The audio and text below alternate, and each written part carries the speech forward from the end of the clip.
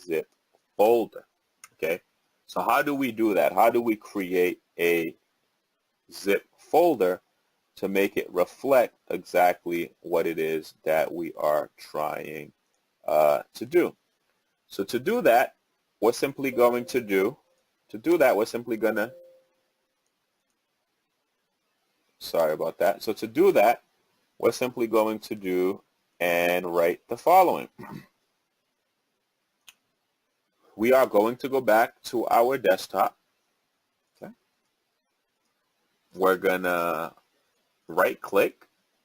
We're going to go to new folder, and we're going to write Tondru underscore assignment 2. Okay. No.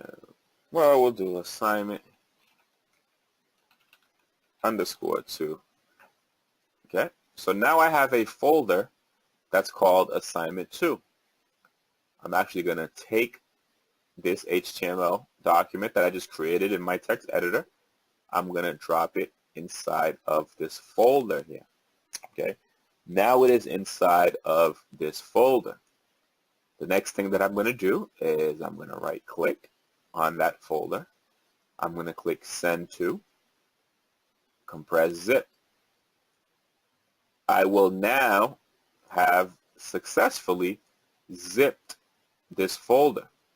So I can now actually upload that folder to the LMS Bridges or wherever you want, or email it to yourself, because it is now a compressed file.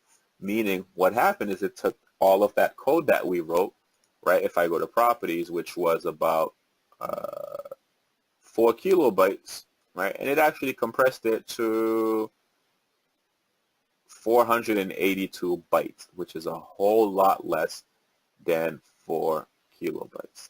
Okay, so that is how you zip and create a folder inside of your Windows machine.